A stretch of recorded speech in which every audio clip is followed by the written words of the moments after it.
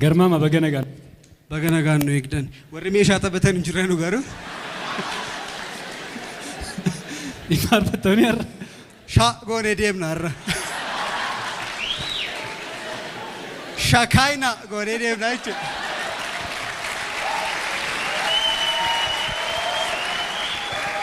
Mee shakaayina jedhime? Shakaayina. Afaan haaraa wayii fakkaatamni?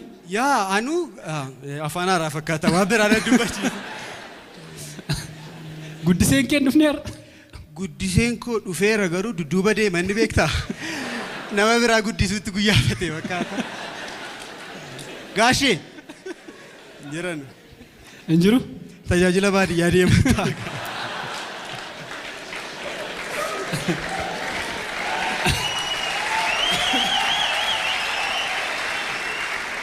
Jechuun yeroo baay'ee wajjin deemtu isaaniin lallabu atiin faarfattaa faarfannaa keessaniin immoo addunyaatti beekamtanii itti odheen eegaa ture meerre isaan saggoo isaanii irra taa'een beekame waan si dhibu baay'ee iddoo guddaan qaba isaanii fi dhumarratti waldaa gootiin nan ari'ee garuu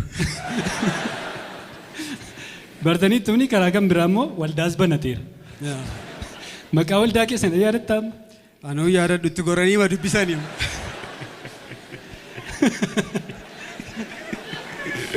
internationally qaba dhumarratti garuu baankii akkan seene waldaa mala garuu mata duree shakaayina jedhu kana gaafa dhageessu ati faarfataa garmaamaadha isaa wajjin maaltu sitti dhagahame albamii sattaan hojjechaa jira akkuma beekamu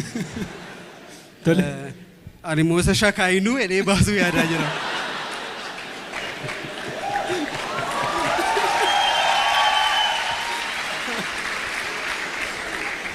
Atauga, utuuti xinnoo faarfatte sabii kun hin jaallatamoo hin jaallatu? Waggaa baay'eetti dadhabne akkas jaallatamuufi. Xinnoo ishee faarfattaa? Atauga an faarfannaa namooti baay'een nama isin bukkee jiruuni majees diina koo jedhaan jedhu garuu ati diina koo miteedhaa itti bu'aati. Tokko ta'edhaan yeroo koronaa kanatu kadhataniitu namni walirraa faffagaatee kadhataayyuu meetira 2 walirraa siqaniitu koronaa kana eeggachuuf jedhaniitu egaa saba waaqayyoo meetiruma 2 walirraa sissiqnee harka wal qabannee kadhanne deema.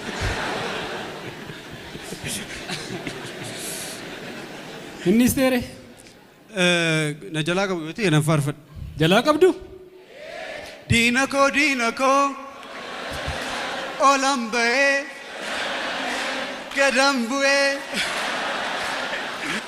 gad bu'uu irratti baay'ee faarfattani garuu.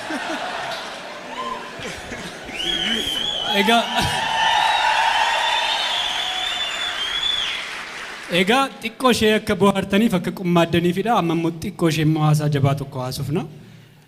Torbee borii kitaaba bareedaa tokko eebbisne kitaaba baay'ee keenyatti naasuu guddaa fide tokko barreeffamni isaas waan hundumti isaas namoota dubbisanii fi kitaabi sun amma hin jiru maxxansa lammaffaatu already mana maxxansaa jira kana dhaga'eera. Mee waa'ee kitaaba sanaa xinnoo ishee nutti himi. Kitaaba sana namootni baay'een akkuma dubbisanii seenaa maatii koo irratti hundaa'een barreessee abbaan koo haala suukkanneessaadhaan waggaa 3 dura ajjeefamee ture. Ajjechaa sana booddee akkamitti maatiin koo rakkoo maalii keessa akka turanii adeemsi haqaasaa maal akka turee fi akkamitti immoo akka waaqayyo nu gargaareen barreessee jechuudha kitaabicha keessatti. Baay'ee gaariidha garuu namoonni baay'een seenaa sana beeku dhiyaatanis namoonni si beekanis jiru garuu hojiin kee immoo komeediidha qoosaadha namni waan baay'ee jedha yeroo ati sana hojjettu dhuma waaqoon kana barreessaa hin qoosaa ammas namoonni jedhan hin jirani mee jala murtee warra kanaaf maal jetta seenaa sana hojjette? Annan qoosa miti hojiin hojjedha qoosaan.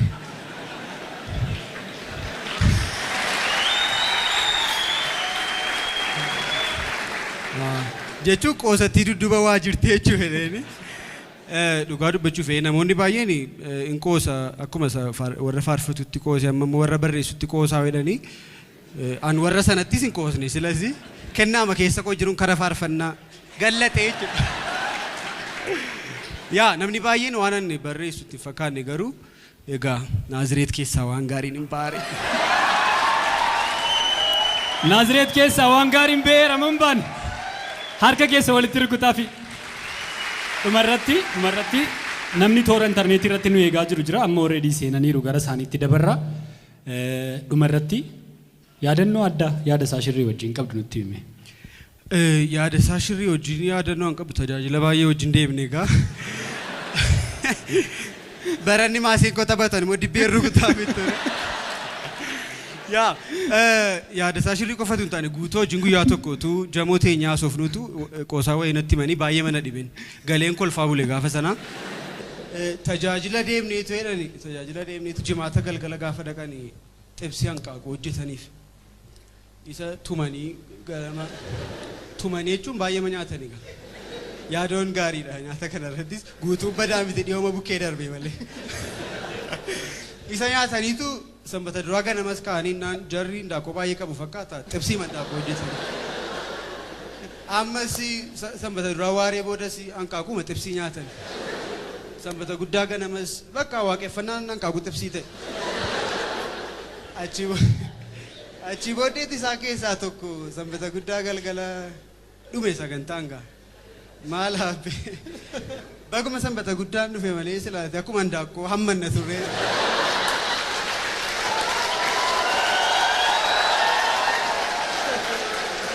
Yaadadha waan jettu qabdaa dhumarratti baga gammaddee. Yaadoo hanqaaquu sanarraa haftee as ga'uu kee baay'ee gammada. Baay'ee ulfaadhu baay'ee galatoomii dhugaa baay'ee faarfannaa kee baay'een jaalladha. Ati baay'ee nama jabaadha nama baay'ee si jaalladhu si kabajuudha. Duraan ijaarsi arguuf iyyuu baay'ee rakkadhan ture yeroo itti konfiraansii dhuftee tajaajiltu Yesuus immoo fidee dura keenya dhaabe.